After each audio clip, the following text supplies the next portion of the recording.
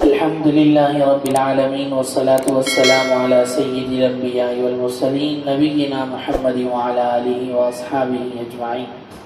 سورہ نساء ہماری چل رہی تھی۔ اللہ رب العالمین نے سورہ نساء کے شروع میں یتیموں کے اموال کا ذکر فرمایا، پھر اس کے بعد وراثت کے احکامات ذکر فرمائے، اور پھر اس کے بعد گھر والوں کو آپس میں معاشرت، مباشرت، میاں بیوی کے آپس میں معاملات، یہ چیزیں اللہ رب العالمین نے بیان فرما کر آخر میں ارشاد فرمایا تھا وَلَا تَنْكِحُوا مَا نَكَحَ آبَاؤُكُم مِّنَ النِّسَاءِ إِلَّا مَا قَدْ سَلَفَ۔ یہاں سے آج ہم شروع کریں گے، یعنی تم اپنے باپ کی منکوحاؤں سے، اپنے باپ کی بیویوں سے نکاح نہ کرو، مر جائیں اس کے بعد ان کے پیچھے ان کی بیویوں سے نکاح نہ کرو، چاہے وہ تمہاری مائیں ہوں یا تمہاری مائیں نہ ہوں۔ اس کے بعد اللہ رب العالمین نے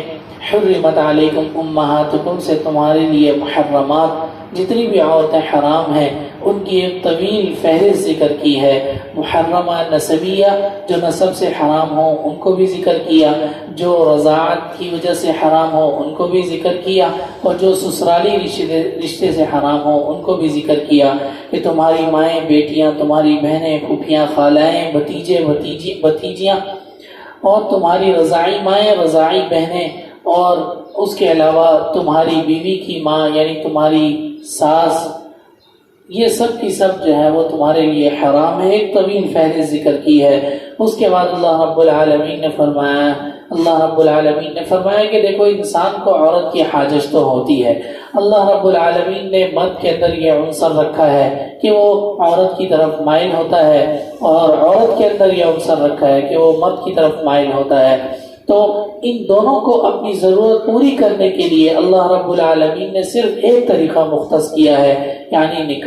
نکاح کر کے یہ دونوں آپس میں ایک دوسرے کے ساتھ رہ سکتے ہیں اور ایک دوسرے کی ضروریات پوری کر سکتے ہیں۔ تو اللہ رب العالمین نے نکاح کا بیان فرمایا کہ تمہارے لیے عورت تبھی حلال ہو سکتی ہے جب تم نکاح کرو۔ اس کے علاوہ جتنی صورتیں ہیں، جنس پرستی ہے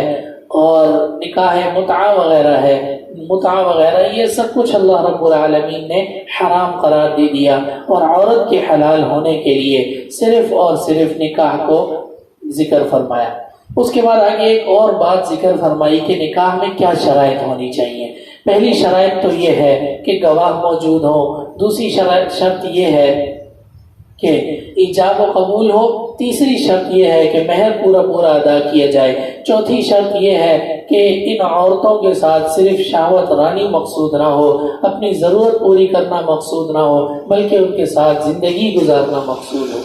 اس کے بعد اللہ رب العالمین نے آگے ارشاد فرمایا وَلَا تَتَمَنَّوْا مَا فَضَّلَ اللَّهُ بِهِ بَعْضَكُمْ عَلَىٰ بَعْضٍ۔ اللہ نے تم میں سے بعض کو جو خاص قسم کی صلاحیت دی ہے، جس کو آپ گاڈ گفٹڈ صلاحیت کہہ لیں، کہ اللہ رب العالمین نے جو کسی انسان کو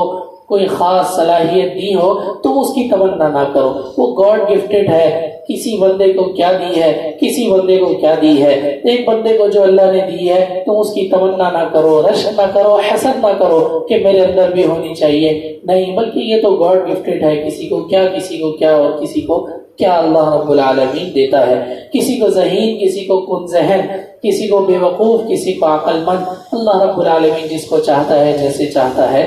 دیتا ہے۔ اس کے بعد آگے اللہ رب العالمین نے میاں بیوی کے آپس میں لڑائی جھگڑا ہو جائے تو کیا کرنا چاہیے، تو اللہ رب العالمین نے اس کی صلح کی صورت ذکر فرمائی کہ لڑائی جھگڑا ہو جائے تو ایک مرد کی طرف سے بندہ مقرر ہو جائے، ایک عورت کی طرف سے بندہ مقرر ہو جائے، حکم مقرر ہو جائیں اور وہ آپس میں فیصلہ کر لیں۔ اگر ان کے درمیان آپس میں میاں بیوی اگر آپس میں مصالحت چاہتے ہیں تو پھر تو اس طرح مصالحت ہو سکتی ہے، لیکن اگر وہ دونوں صلح نہیں چاہتے یا دونوں میں سے کوئی ایک بھی نہیں چاہتا تو زبردستی ان سے صلح کروانا یہ درست نہیں ہے، بلکہ ان کو ایک دوسرے کو چھوڑ دینا چاہیے اور الگ الگ رہنا چاہیے اور دوسری جگہ نکاح کر لینا چاہیے۔ اس کے بعد آخر میں اللہ رب العالمین نے کچھ نیکیاں بیان فرما کر اور کچھ منافقین اور کفار اور یہود کی چند شناعتیں بیان فرما کر ایک اعلان فرمایا ان اللہ لا یغفر ان یشرک بہ ویغفر ما دون ذلک لمن یشاء، اللہ شرک کے علاوہ جس کو چاہے گا معاف کرے گا لیکن شرک کو معاف نہیں کرے گا، اس لیے شرک سے بچنا چاہیے اور اس سے توبہ کرنی چاہیے۔ اس کے بعد آگے اللہ رب العالمین نے منافقین کا ذکر فرمایا، اور یہ ایک طویل آیت ہے اور اس کا پس منظر اور خلاصہ یہ ہے کہ بعض لوگ ایسے تھے جو ظاہراً اپنے آپ کو مسلمان کہتے تھے، اندر اندر سے کفر چھپائے ہوئے تھے۔ تو ان میں ایک شخص تھا بشر نامی، اس کا کسی یہودی کے ساتھ کوئی جھگڑا ہو گیا۔ یہودی چونکہ حق پر تھا تو یہودی نے سوچا کہ ہم آپ صلی اللہ علیہ وسلم کی بارگاہ سے فیصلہ کرواتے ہیں۔ آپ صلی اللہ علیہ وسلم بالکل عادلانہ اور بالکل انصاف والا فیصلہ کریں گے، لیکن اس شخص نے بشر نے کہا کہ نہیں، ہم کعب ابن اشرف سے فیصلہ کرواتے ہیں جو کہ یہودی تھا۔ چونکہ یہ بشر نامی شخص منافق تھا، دل میں کفر چھپائے ہوئے تھا،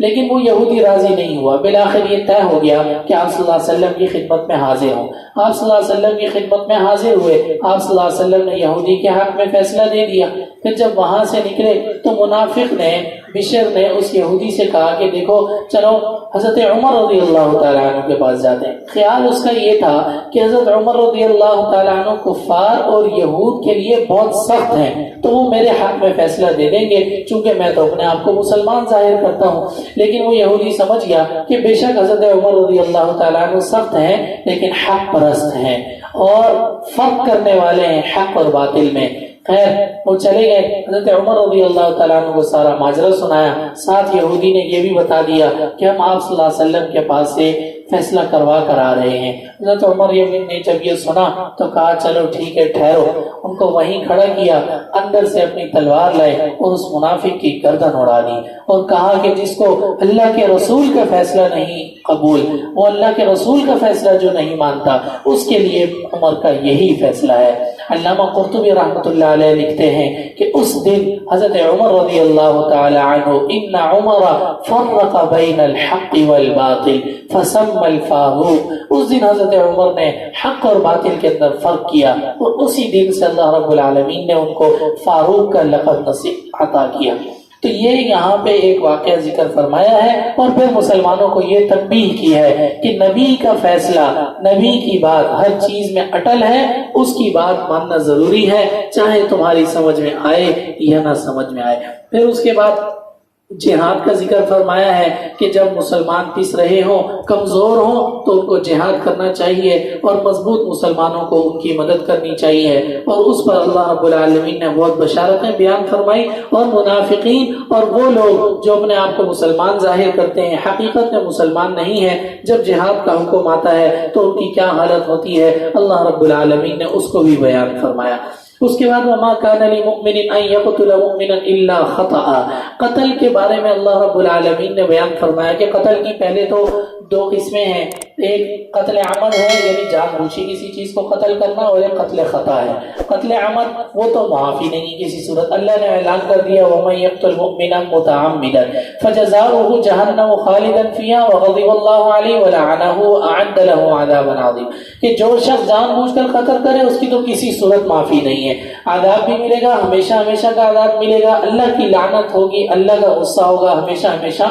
جہنم میں رہے گا۔ البتہ قتل خطا کے بارے میں دیت بیان کر دی کہ قتل خطا اگر غلطی سے کوئی مسٹیک ہو جائے یا کسی بھی وجہ سے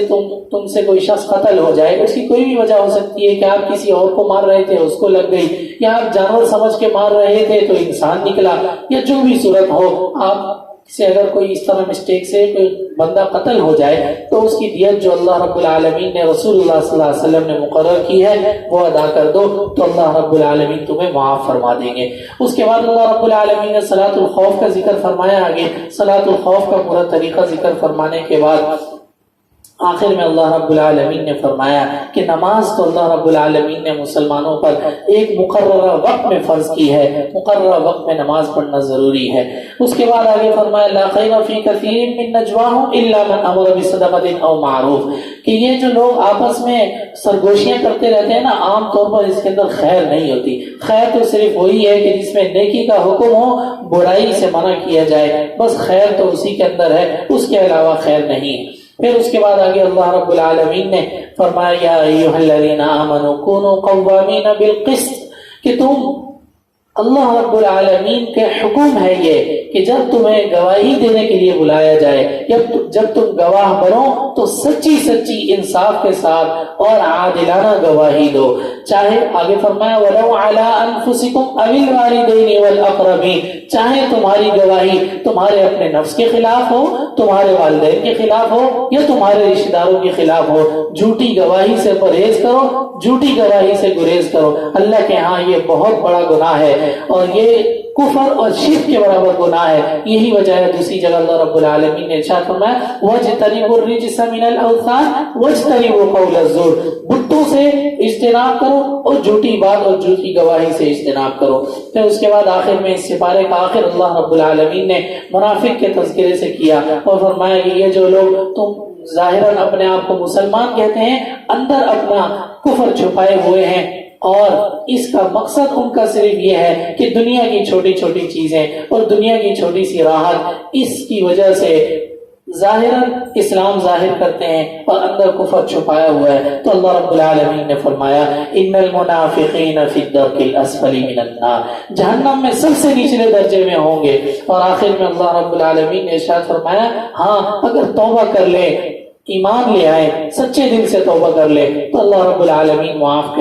کر دے گا۔ آخر میں اللہ رب العالمین نے کیا عجیب بات ارشاد فرمائی ما یفعل اللہ بعذابکم ان شکرتم وآمنتم، اگر تم ایمان لے آؤ، اللہ کا شکر ادا کرو، اس کی اطاعت کرو تو اللہ رب العالمین تمہیں کیوں عذاب دے گا؟ اللہ رب العالمین کو تمہیں عذاب دینے کا شوق تھوڑی ہے، اللہ رب العالمین عذاب نہیں دینا چاہتے اپنے بندے کو۔ علامہ رومی رحمۃ اللہ علیہ فرماتے ہیں رحمت خدا بہانہ میں جویت بہانہ میں جویت، اللہ کی رحمت تو بہانہ ڈھونڈتی ہے کہ کسی طریقے سے اپنے بندے کو بخش دے۔ اللہ رب العالمین موقع تلاش نہیں کرتے اللہ کی رحمت کہ بندے کو عذاب دے۔ تو جب اللہ رب العالمین نے فرمایا تم ایمان لے آؤ، شکر کرو، تو اللہ تمہیں عذاب کیوں دے گا؟ وَكَانَ اللَّهُ شَاكِرًا عَلِيمًا، اللہ تو شکر کرنے والا اور جاننے والا ہے۔ وآخر دعوانا ان الحمد للہ رب العالمین۔